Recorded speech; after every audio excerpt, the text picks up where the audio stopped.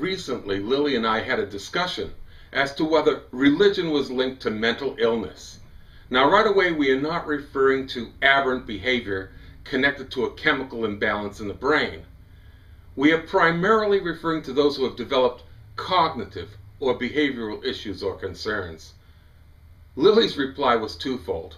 On one hand, she gave an example where religious behavior could be a symptom of a pre-existing mental illness. For example, a person with OCD or obsessive compulsive disorder who could not leave the house until they've completed 100 Hail Marys on their rosary beads. They could just as well, have this need to clean and vacuum the entire house before they walked out the door. So this is a plausible observation. But can religion itself foment mental illness? On this issue, mental health professionals are too timid to commit to a definitive answer. Studies indicate that religious indoctrination can exacerbate a pre-existing mental instability. But that's as far as they'll go. And this, of course, is what they teach in college. My argument is that the behavioral scientists refuse to delve into this issue from a broader sociological perspective. If they did, they could only derive one conclusion: that mental illness is a virus that permeates all levels of society, and religion is often the source of that virus. Now, to prove my point, I'm going to draw upon simple logic and observation and provide an example. It is my hope that you'll give this some thought and be able to offer your own examples. It usually starts with a taboo. Let's say we have a boy who grows up in a strict religious household.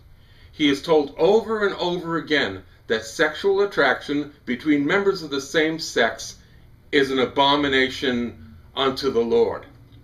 Then he advances to the age of sexual awareness and realizes that he is in fact gay or bisexual. At this point, he can go in one of two directions. He can embrace his sexuality and fight to establish his own identity, or deny his sexuality and then find ways to constantly suppress his true feelings. Now, projection is a common method of dealing with suppression. We find teenage boys emotionally and physically battering peers who they find a bit effeminate or even attractive. Then they grow older and you read about male church leaders and politicians who have fought for years opposing freedom for homosexuals, only to be caught on hotel security cameras sharing a room with a male prostitute. Or they're behind the pulpit diddling the altar boys. One has to realize that once these hypocritical values are established, they are transmitted from one generation to the next. And it won't matter if the next family is religious or non-religious.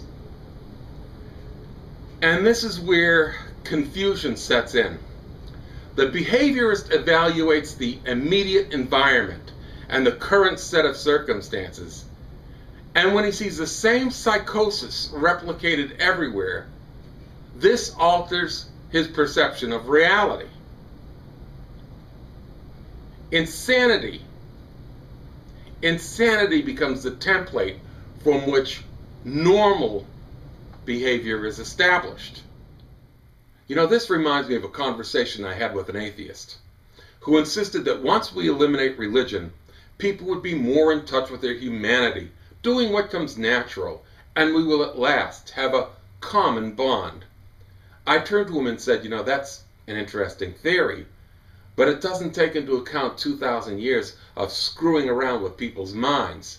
If you were to suddenly eliminate religion from the face of the earth, people would not revert to normal or natural behavior because we haven't got a clue what normal or natural means anymore.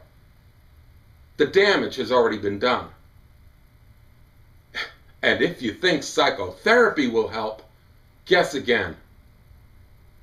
We live in a hateful, fear-mongering world, and the people we consider sane are thick-skinned, the ones with all the psychological defense mechanisms.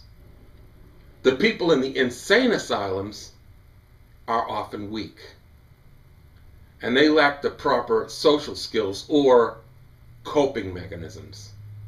But the real dangerous psychotics are the political and religious leaders, the ones in control. Think about it. All psychiatry does is institute social control, nothing more, whether it's through meds or some form of intervention.